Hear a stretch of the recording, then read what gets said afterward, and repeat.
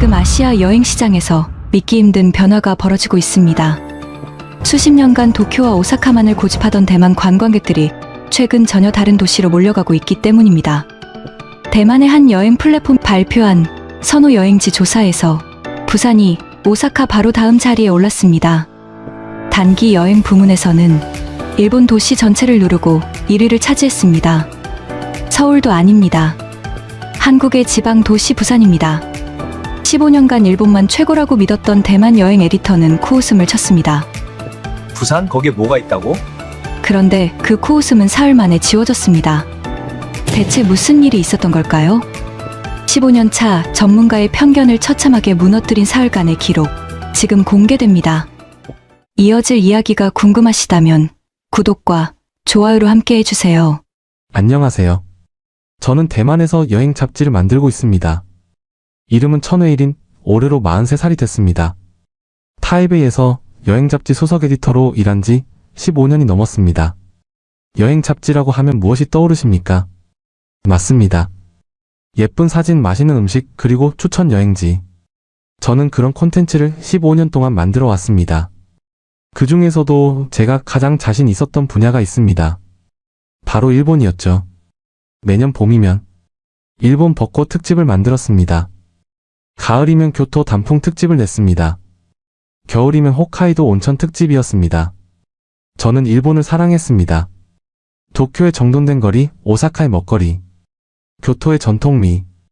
제가 직접 일본 여행 가이드북도 냈었죠. 제목이 뭐였는지 아십니까?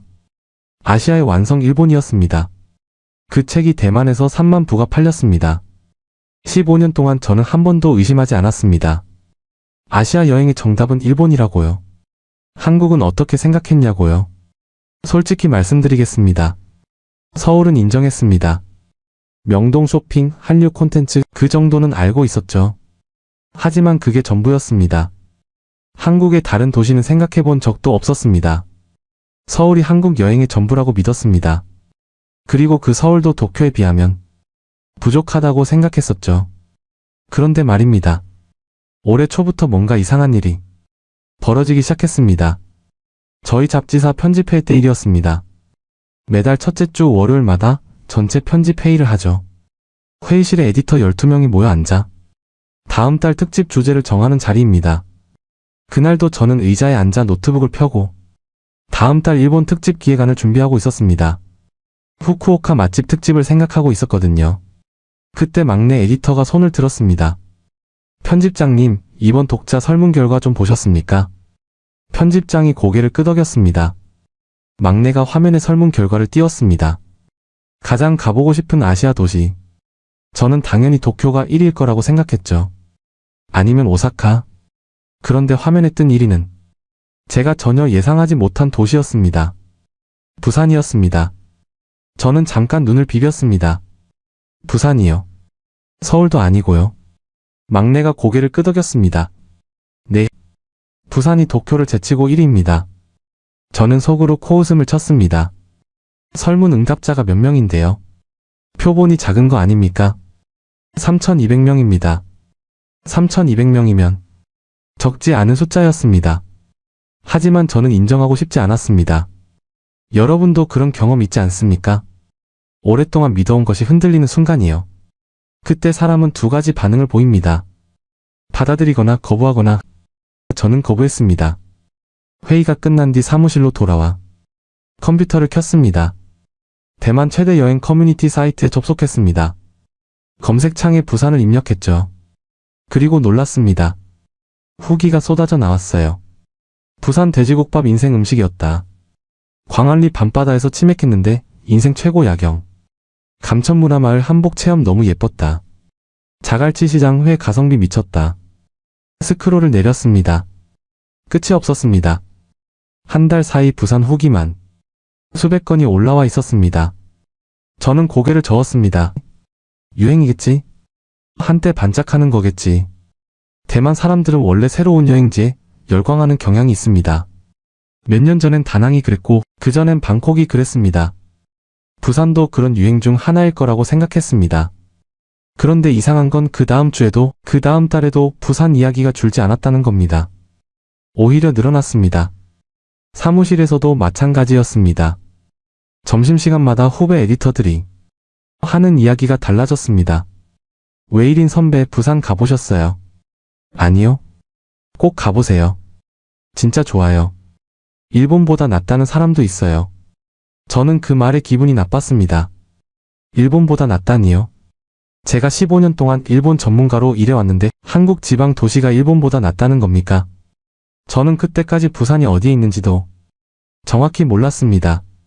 한국 남쪽 끝에 있는 항구 도시. 그게 제가 아는 전부였습니다. 혹시 여러분은 어떠십니까? 부산 하면 무엇이 떠오르십니까?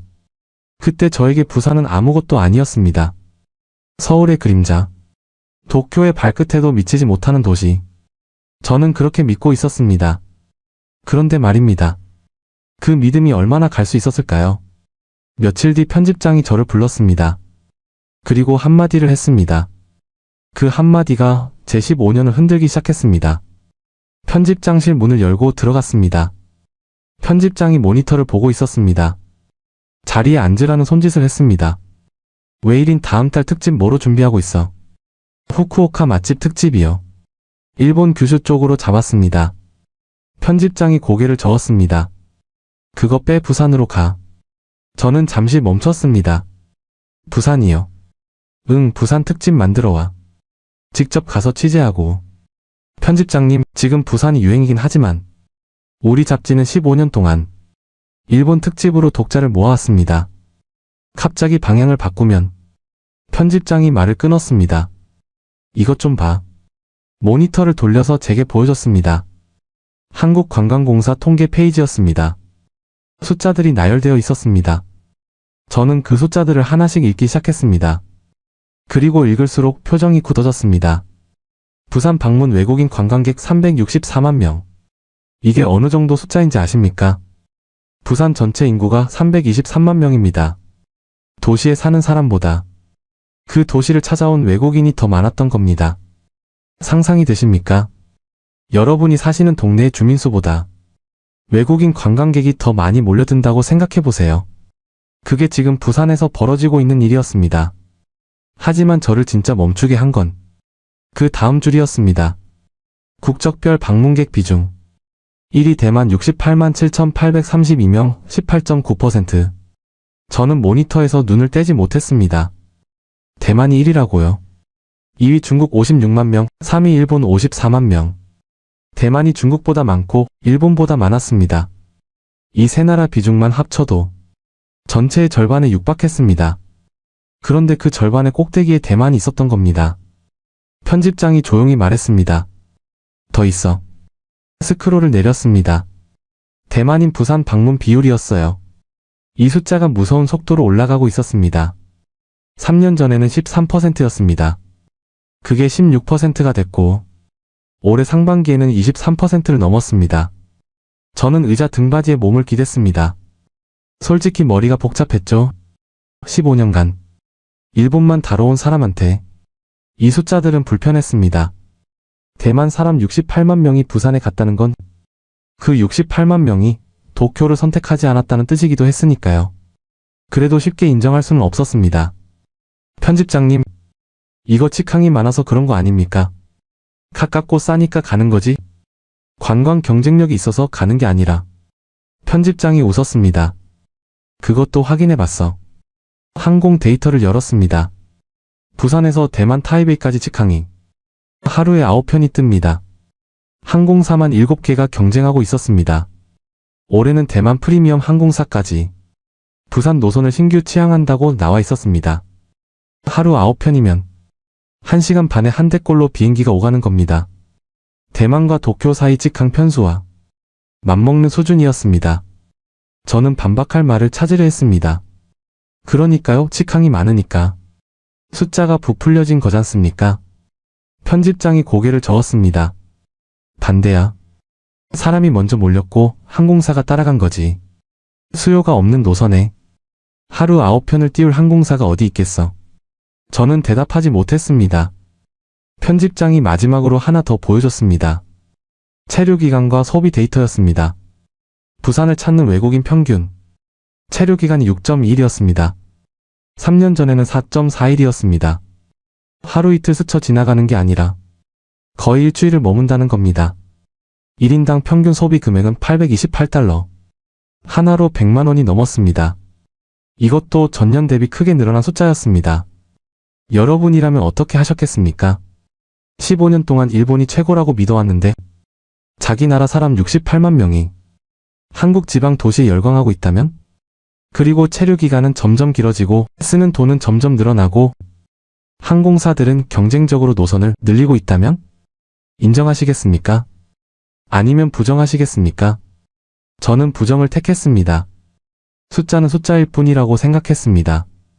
직접 가서 보면 다를 거라고요. 대만 사람들이 새로운데 혹한 거지. 부산이 진짜 대단해서 가는 건 아닐 거라고요. 편집장실을 나와 제 자리로 돌아왔습니다. 서랍에서 취재 노트를 꺼냈죠. 새 노트였습니다. 첫 페이지를 펼쳤습니다. 펜을 들었습니다. 부산은 과대평가됐다. 3일이면 충분하다. 내가 직접 확인한다. 그렇게 적었습니다. 항공권을 검색했습니다. 타이베이에서 부산까지 직항 2시간 30분. 도쿄행 항공권보다 훨씬 저렴했습니다. 사흘 뒤 출발편을 끊었죠. 동료들한테 메시지를 보냈습니다. 부산 취재 간다. 사흘이면 끝날 거야. 동료들이 바로 답장했습니다. 사흘이요? 왜 이린 선배? 일주일도 모자랄 텐데.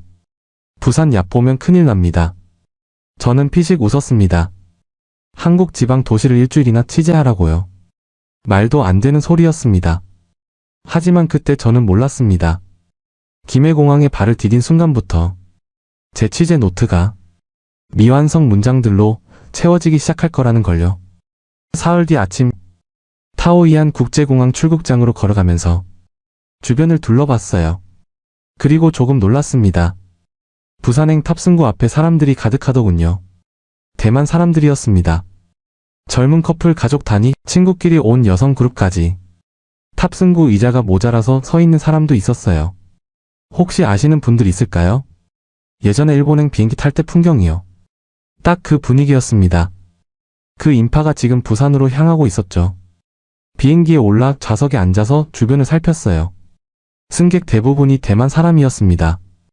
나중에 알게 된 사실인데 부산과 대만을 오가는 항공기에 대만 국적 승객 비율이 70%가 넘는다고 하더군요. 이게 말이 됩니까?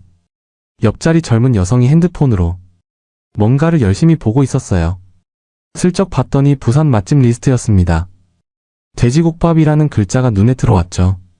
그 아래 광안리, 감천문화마을이라는 단어도 보였어요. 저는 고개를 돌렸습니다. 아직은 인정하고 싶지 않았으니까요. 2시간 30분 뒤 비행기가 김해공항에 착륙했어요. 여러분 김해공항 잘 아시죠? 저는 솔직히 한국 지방 도시 공항이니까 작고 낡을 거라고 생각했거든요. 타오이안 국제공항에 비하면 비교도 안 될 거라고요. 입국장으로 걸어갔습니다. 자동 출입국 심사 게이트가 보였어요. 외국인도 이용 가능하다고 적혀 있었죠. 여권을 올려놓았습니다.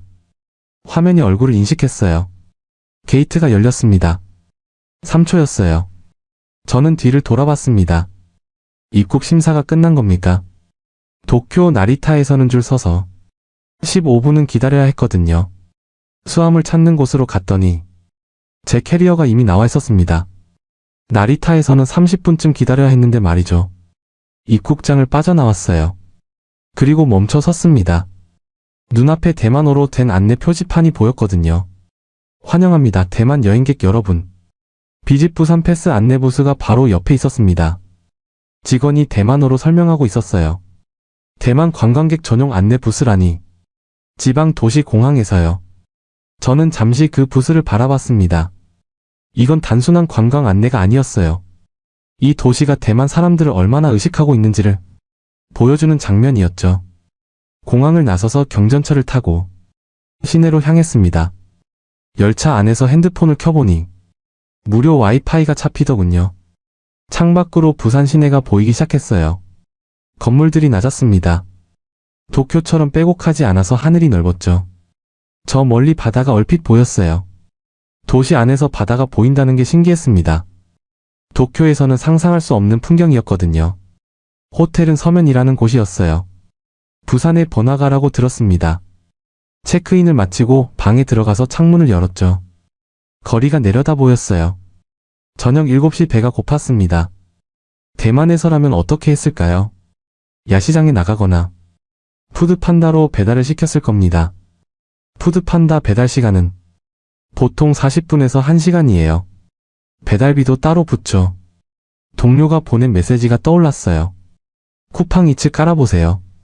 설치하고 열었더니 위치 권한을 허용하자마자 주변 식당들이 화면에 쫙 뜨기 시작하더군요. 스크롤을 내려봤습니다. 식당이 200개가 넘었어요. 대만 푸드판다에서 제 주변에 뜨는 식당은 보통 20개 정도였거든요. 떡볶이라는 음식이 눈에 들어왔어요. 8,500원 배달비를 확인했습니다. 무료라고 적혀 있었어요. 다시 확인해도 정말 무료였죠. 주문 버튼을 눌렀습니다. 샤워를 하고 나왔더니 앱에서 배달원 위치가 실시간으로 움직이고 있었어요. 지도 위에 오토바이 아이콘이 호텔을 향해 달려오고 있었습니다. 대만 푸드판다에는 없는 기능이었죠. 알림이 울렸어요. 주문한 지 정확히 18분 후였습니다. 문을 열고 받았어요. 봉투를 들었는데 손에 온기가 전해졌습니다. 책상에 놓고 열었더니 김이 모락모락 올라왔어요. 빨간 소스가 떡 위에 걸쭉하게 얹혀 있었죠. 튀김도 2개 들어 있었습니다. 18분 전에 주문한 음식이 아직 이렇게 뜨거웠어요. 젓가락을 들어 떡 하나를 집었습니다. 소스가 젓가락을 타고 실처럼 늘어졌어요. 입에 넣었습니다. 처음에 달콤한 맛이 혀를 감쌌어요. 그 다음에 매운맛이 올라왔죠. 떡이 이빨에 착 달라붙으면서 쫄깃하게 씹혔습니다. 삼키고 나니까 입안에 알싸한 여운이 남았어요. 튀김을 하나 집어 베어 물었습니다. 바삭 소리가 났죠. 속은 부드러웠어요. 이걸 빨간 소스에 찍어 먹으니까 또 다른 맛이었습니다. 정신을 차려보니 반이 사라져 있었어요. 이게 8,500원에 배달비 무료라고요. 대만에서 비슷한 걸 시키면 배달비 포함 300타이완 달러에 40분은 걸렸을 텐데요. 저는 빈 용기를 내려다봤습니다. 소스가 바닥에 남아 있었어요. 숟가락으로 긁어서 마지막까지 먹었습니다. 그리고 치즈 노트를 꺼냈어요. 펜을 들었습니다. 그래도 대만 야시장이 더 다양하지. 그렇게 쓰려고 했어요. 대만 야시장은 정말 대단하거든요. 스린 야시장, 라오호 제야시장, 펑자 야시장. 수백 개의 노점이 늘어서 있고 종류도 끝이 없습니다.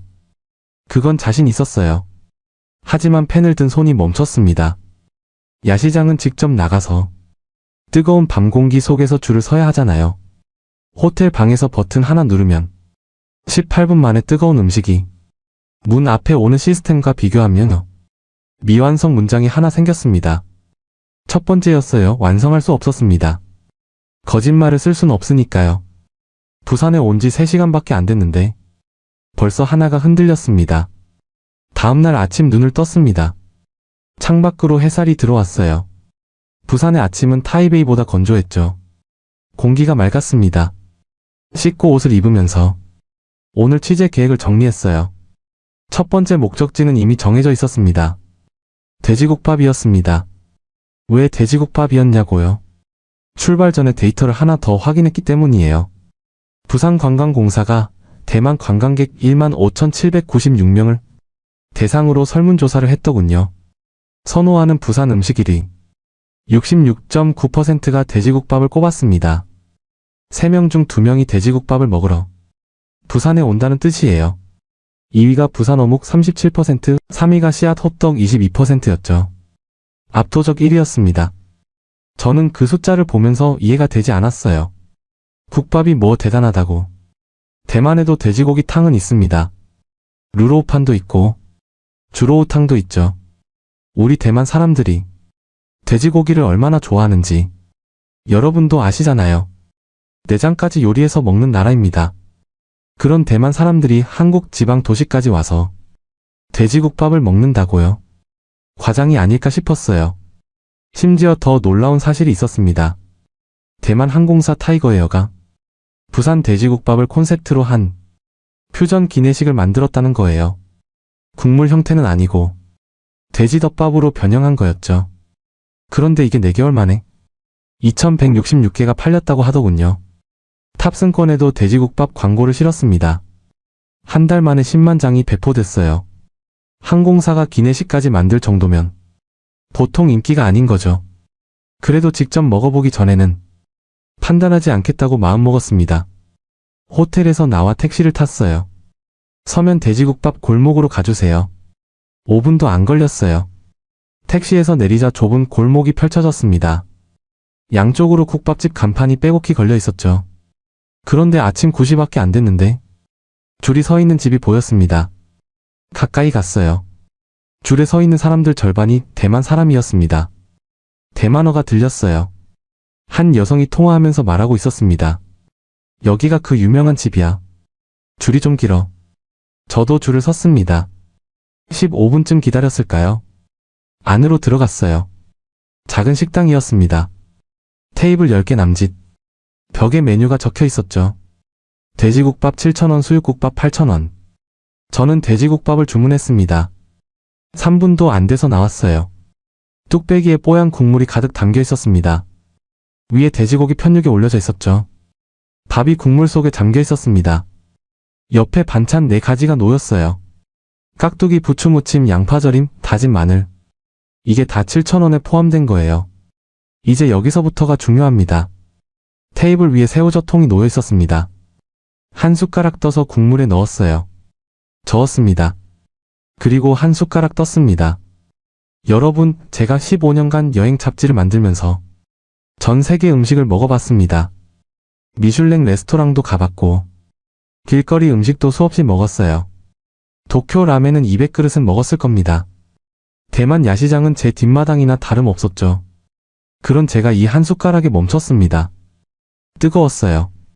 뼈를 오래 고아낸 국물이 진하면서도 담백했습니다. 느끼하지 않았어요. 새우젓이 들어가니까 감칠맛이 확 올라왔죠. 대만 주로우탕과는 완전히 달랐습니다. 주로우탕은 간장 베이스의 향신료가 강하잖아요. 이 국밥은 그런 게 없었어요. 뼈 자체의 맛이었습니다. 순수하게 뼈와 고기에서 우러난 깊은 맛. 밥을 말아서 함께 먹으니 든든했습니다. 고기를 씹었어요. 부드러웠습니다. 깍두기를 함께 먹으니 개운했죠. 그때 아주머니가 다가왔어요. 저를 한번 보더니 말했습니다. 멀리서 왔지 많이 묵어라. 저는 잠깐 멈췄습니다. 묵어라 처음 듣는 말투였어요. 하지만 의미는 바로 알 수 있었습니다. 많이 먹으라는 뜻이었죠. 부산 사투리라는 걸 나중에 알았습니다. 그 말이 묘하게 따뜻했어요. 대만 식당에서 이런 말을 들어본 적이 없었습니다. 도쿄 라멘집에서는 더더욱이요. 일본 식당은 정확하고 깔끔하지만 이런 온기는 없었거든요. 아주머니가 깍두기를 한 접시 더 가져다 줬습니다. 제가 요청한 게 아니에요. 그냥 빈 접시를 보고 가져다 준 겁니다. 무료였어요. 대만 식당에서는 반찬이라는 개념 자체가 없습니다. 메뉴에 있는 것만 나오죠. 여기는 반대였어요. 시키지도 않은 반찬이 공짜로 나오고 리필도 됩니다. 식당을 나왔습니다. 골목을 걸으면서 취재 노트를 꺼냈어요. 펜을 들었습니다. 대만 음식이 더 다양하지. 그렇게 쓰려고 했습니다. 대만 음식은 정말 다양하거든요. 야시장만 해도 수백 가지 메뉴가 있습니다. 그건 사실이에요. 하지만 펜을 든 채로 한참을 서 있었습니다. 방금 먹은 그 국밥이 머릿속에서 지워지지 않았어요. 7,000원짜리 한 그릇에 담긴 깊은 국물. 시키지 않았는데 가져다 준 깍두기. 음식의 다양함과 음식의 깊이는 다른 문제였습니다. 대만 야시장에는 수백 가지가 있지만 한 그릇에 이런 온기가 담긴 음식이 있었던가? 솔직히 떠오르지 않았어요. 취재 노트를 덮었습니다. 두 번째 미완성 문장이 생겼습니다. 부산에 온 지 아직 하루도 안 됐는데 벌써 2개예요. 주머니에 노트를 넣으면서 생각했습니다. 괜찮아, 음식은 그렇다 치자. 분명 다른 건 대만이 나을 거야. 그렇게 스스로를 다독이면서 다음 장소로 향했습니다. 하지만 입안에 남은 국밥이 여운이 좀처럼 사라지지 않았어요. 참 이상한 도시였습니다. 오후가 됐어요.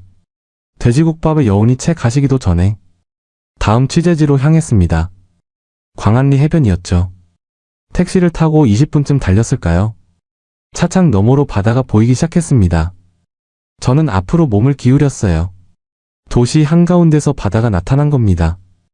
도쿄에서는 바다를 보려면 1시간 넘게 나가야 했거든요.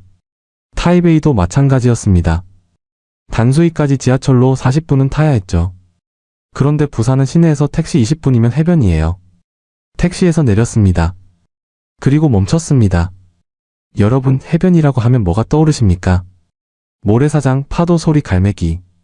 그런 거 아닙니까? 저도 그렇게 생각했어요. 대만 캔딩 해변도 가봤고 일본 쇼난 해변도 가봤습니다.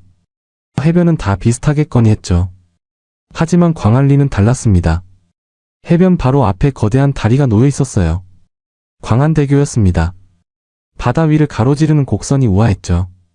오후 햇살을 받아 은빛으로 빛나고 있었습니다. 다리 너머로 고층 빌딩들이 줄지어 서 있었어요. 바다와 도시가 하나의 풍경 안에 들어와 있었습니다. 이런 조합은 처음이었어요. 해변을 따라 걸었습니다.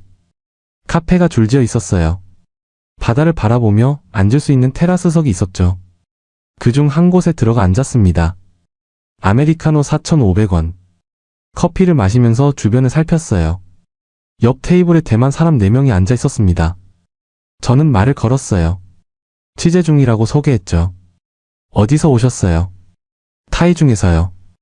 부산은 몇 번째예요? 3번째요. 3번째라고요? 저는 놀랐습니다. 관광지를 3번씩 오는 사람이 얼마나 되겠습니까? 왜 자꾸 오세요? 젊은 여성이 웃으며 대답했어요. 서울은 관광하는 도시고 부산은 쉬는 도시예요. 바다 보면서 멍 때리고 시장에서 맛있는 거 먹고 밤에 야경 보고 그냥 쉬러 오는 거예요. 그 말이 조금 인상적이었습니다. 관광하는 도시와 쉬는 도시. 여러분은 여행 가시면 뭘 하고 싶으십니까? 유명한 데 돌아다니는 거요? 아니면 편하게 쉬는 거요? 나이가 들수록 쉬는 여행이 좋아지잖아요. 호텔로 돌아와 잠깐 쉬었습니다. 저녁이 되자 다시 광안리로 향했어요. 낮에 봤던 그 해변이 완전히 다른 모습으로 바뀌어 있었습니다. 광안대교의 조명이 켜졌습니다. 파란색, 보라색, 흰색. 빛이 바다 위에 반사되고 있었어요. 다리 전체가 하나의 거대한 조명 작품 같았습니다. 그리고 해변을 보세요. 사람들이 모래사장 위에 돗자리를 깔고 앉아 있었습니다. 치킨 상자가 펼쳐져 있었죠. 맥주 캔이 반짝이고 있었어요. 웃음소리가 들렸습니다. 가족들, 연인들, 친구들, 그리고 외국인들. 여기서 중요한 게 하나 있습니다.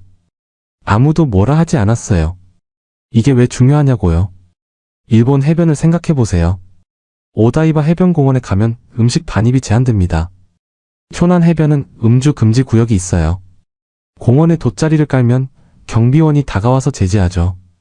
깨끗하고 정돈돼 있지만 자유롭지 않아요. 대만 캔딩 해변도 밤에는 사람이 빠지거든요. 야시장으로 몰려가니까.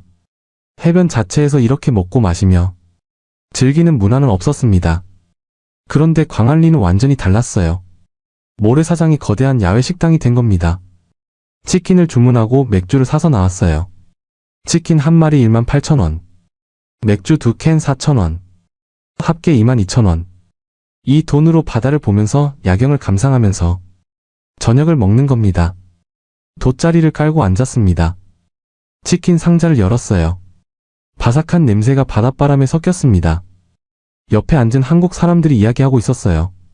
오늘 바람 좋다 아이가. 또 사투리였습니다. 좋다 아이가. 그 옆에 앉은 대만 관광객 무리가 웃으면서 따라했어요. 좋다 아이가. 발음이 서툴렀지만 모두가 웃었습니다. 국적이 달라도 바다 앞에서 치킨을 먹으면 다 같은 표정이 되더군요. 저는 맥주를 마시면서 생각했습니다. 15년 동안 일본 여행을 취재하면서 이런 장면을 본 적이 있었던가?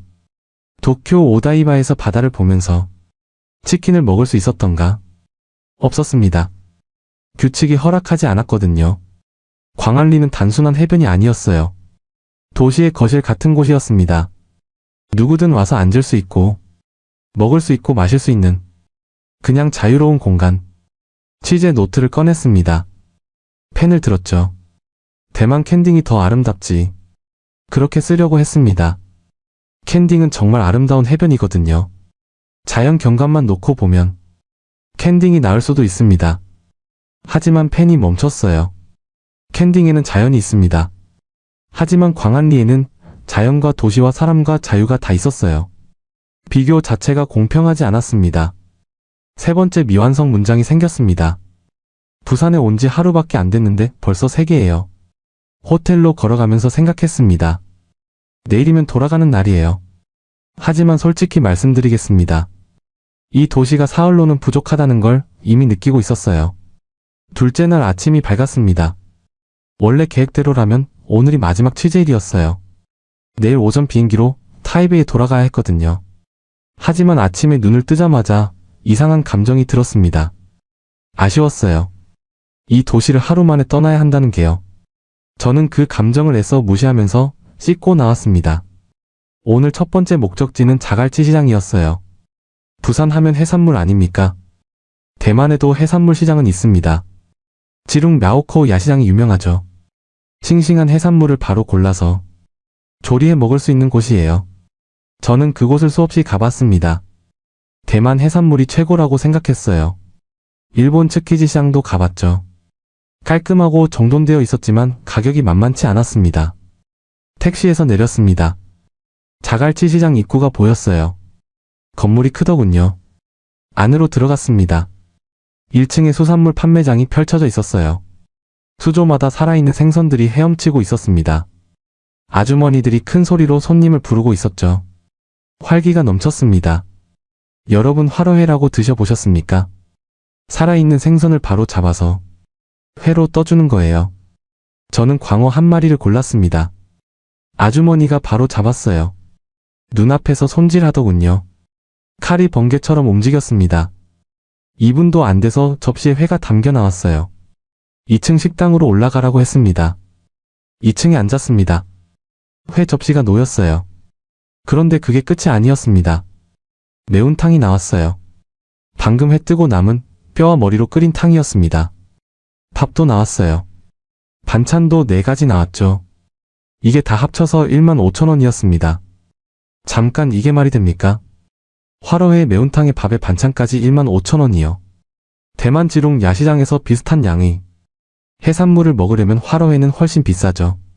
일본 츠키지에서 같은 걸 먹으면 하나로 27,000원은 거뜬히 넘고요. 매운탕 같은 건 상상도 못합니다. 뼈는 그냥 버리니까요. 회를 한 점 집어 초장에 찍어 먹었습니다. 씹히는 식감이 달랐어요. 탱탱했습니다. 방금까지 살아있던 생선이니까 당연하겠죠. 매운탕도 한 숟가락 떴어요. 얼큰했습니다. 뼈에서 우러난 국물이 깊었죠. 한국 사람들은 국물에 진심이더군요. 식사를 마치고 시장 1층을 다시 둘러봤습니다. 건어물 가게 앞을 지나는데 아주머니가 저를 불렀어요. 이거 한번 맛봐봐. 어묵을 하나 건네주더군요. 부산 어묵이라고 했습니다. 한 입 베어 물었어요.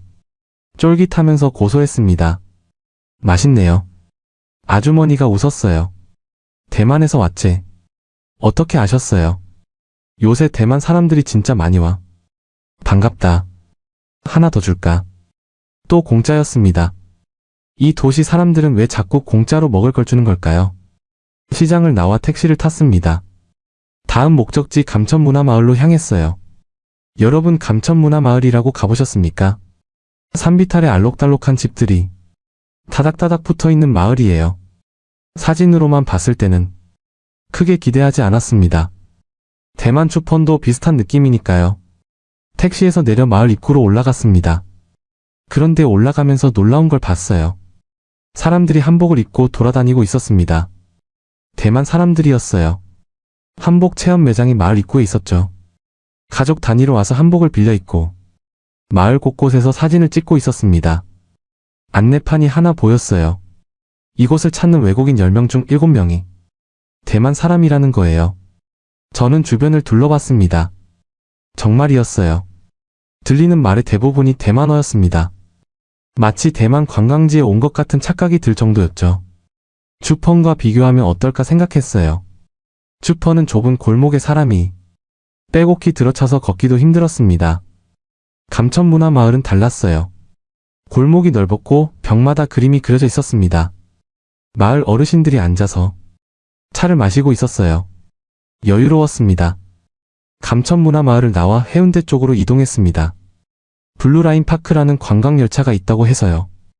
해변 절벽 위를 달리는 스카이 캡슐이었어요. 유리로 된 캡슐 안에서 바다가 내려다 보였습니다. 파도가 절벽 아래서 부서지고 있었어요. 한쪽으로는 해운대 해변이 길게 펼쳐져 있었죠. 대만에는 이런 관광 인프라가 없습니다. 자연 경관은 있지만 그걸 이렇게 즐길 수 있는 시설을 만들어 놓지는 않았거든요. 그리고 놀라운 걸 하나 더 알게 됐어요. 이 모든 걸 비집 부산 패스 하나로 이용할 수 있었다는 겁니다. 이 패스가 출시 이후 48만 장이 팔렸다고 하더군요. 이용자의 73%가 대만 사람이었습니다. 그것만이 아니었어요. 호텔로 돌아와서 데이터를 더 확인했습니다. 부산 외국인 의료 관광객이 3만 명을 넘었다는 기사를 발견했어요.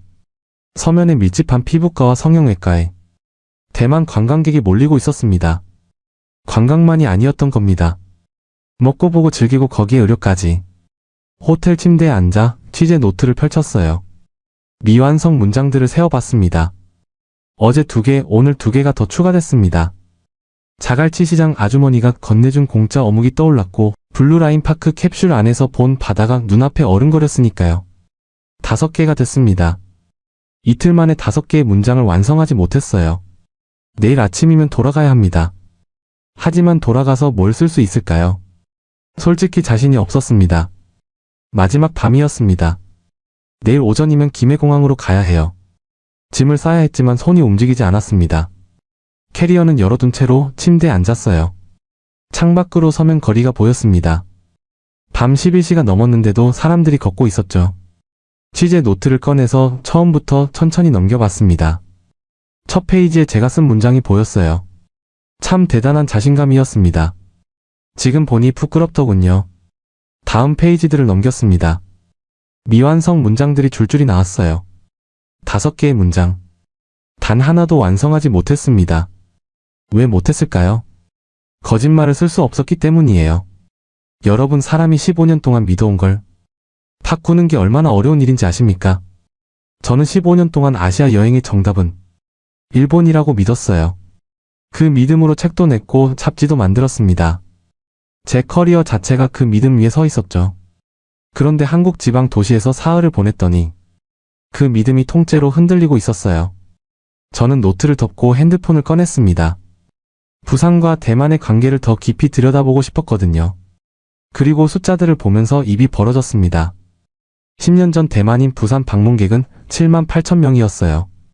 그때만 해도 대만인 비율은 전체의 3%에 불과했습니다. 대세는 중국인이었고 그 다음이 일본인이었죠. 그런데 10년이 흐르는 사이에 6.4배가 늘어난 겁니다. 중국과 일본을 모두 제치고 1위에 올랐어요. 그런데 정말 중요한 건 이 부분이에요. 잘 들어주십시오. 직항 노선의 역사를 살펴봤습니다. 2010년에는 부산과 대만 사이에 항공편이 연간 338편에 불과했어요. 외항사 2곳이 전부였죠. 그러다 한국 저비용 항공사들이 대만 관광을 겨냥해서 노선을 뚫기 시작했습니다. 한국 사람들이 대만 여행을 가려고 만든 하늘길이었어요. 그런데 결과는 정반대였습니다. 그 길을 타고 대만 사람들이 부산으로 몰려온 겁니다. 아웃바운드로 뚫은 길이 인바운드로 역전됐어요. 일본 노선에서는 벌어지지 않은 일이었습니다. 일본행 비행기는 여전히 한국인이 대다수거든요. 저는 핸드폰을 내려놓고 창밖을 봤습니다.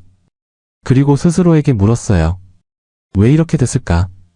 왜 대만 사람들이 도쿄 대신 부산을 택하는 걸까? 한참을 생각했습니다. 이틀 동안 제가 겪은 것들을 하나씩 되짚어 봤어요. 그러다 문득 깨달았습니다. 제가 진짜 충격을 받은 순간이 언제였는지요. 18분 배달이 아니었어요. 8,500원이라는 가격도 아니었습니다. 그건 시스템의 문제니까요. 시스템은 돈을 투자하면 만들 수 있어요. 제가 진짜 멈춘 순간은 따로 있었습니다.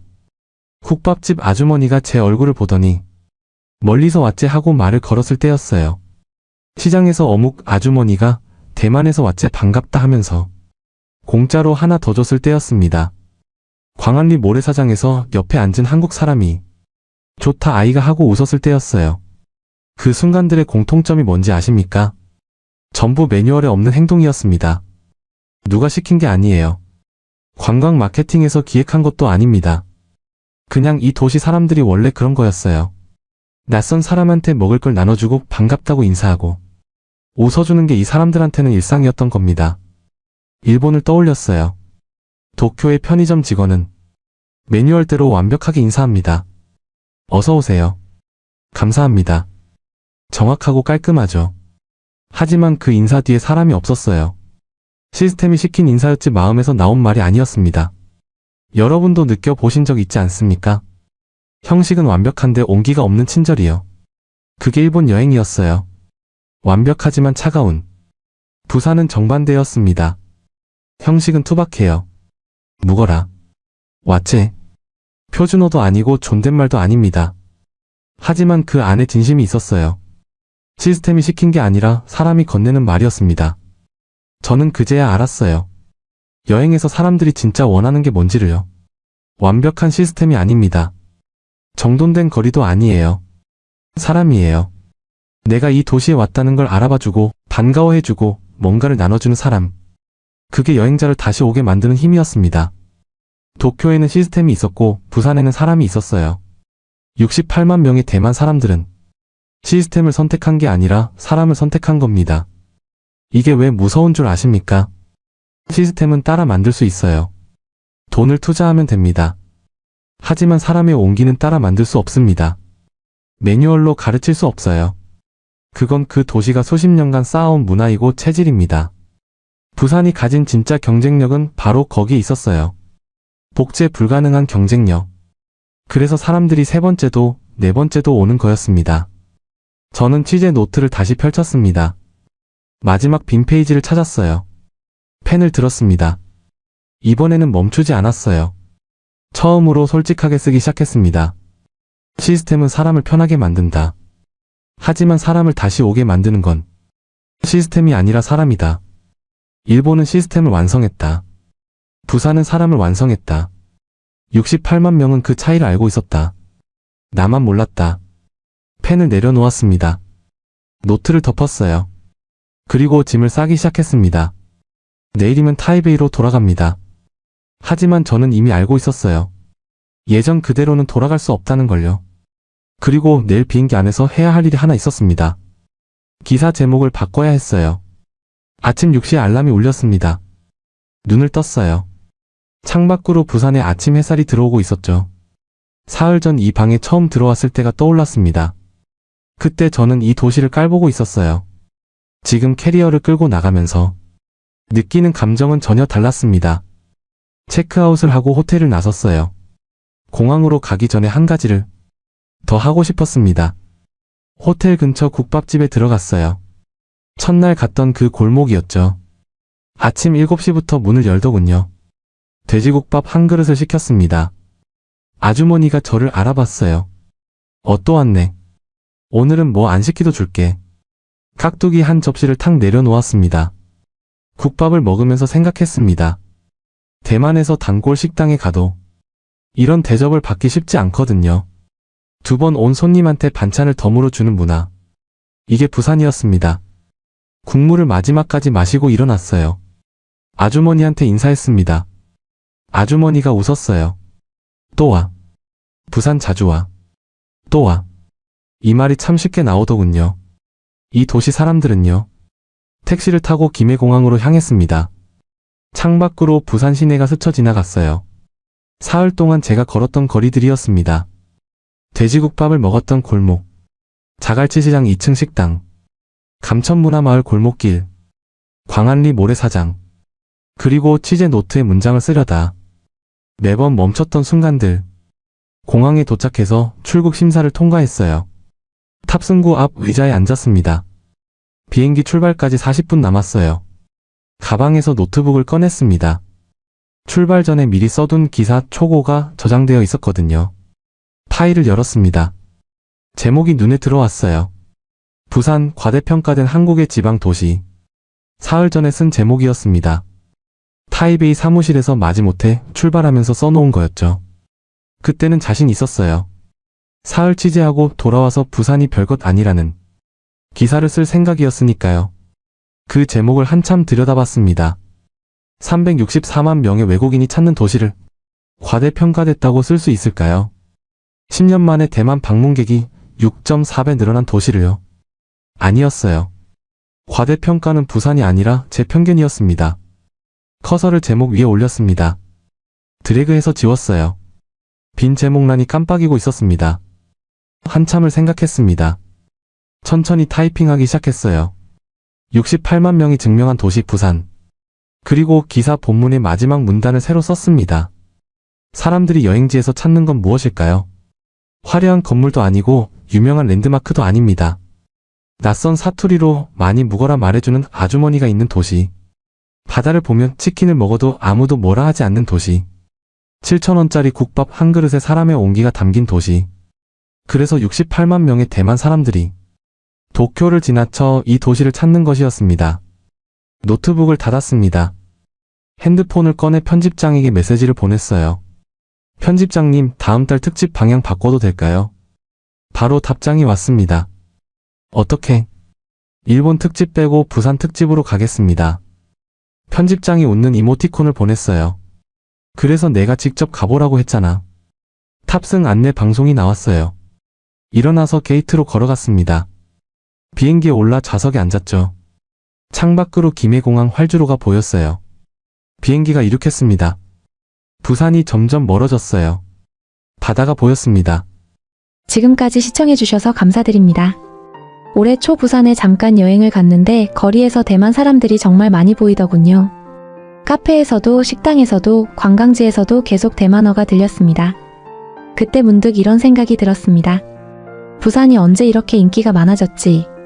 그래서 데이터를 찾아보고 이유를 하나씩 살펴봤습니다. 숫자를 따라가다 보니 결국 한 가지 결론에 도착했습니다. 여행지를 다시 찾게 만드는 건 화려한 관광지가 아니라 그곳의 사람들이라는 사실이었습니다. 여러분은 어떻게 생각하십니까? 여행에서 가장 오래 기억에 남는 건 무엇이었나요? 풍경이었나요? 음식이었나요? 아니면 그곳에서 만난 사람이었나요? 이 이야기가 흥미로우셨다면 구독과 좋아요 한 번씩 부탁드립니다. 여러분의 응원이 다음 이야기를 만드는 큰 힘이 됩니다. 지금까지 해외 감동 오픈이었습니다.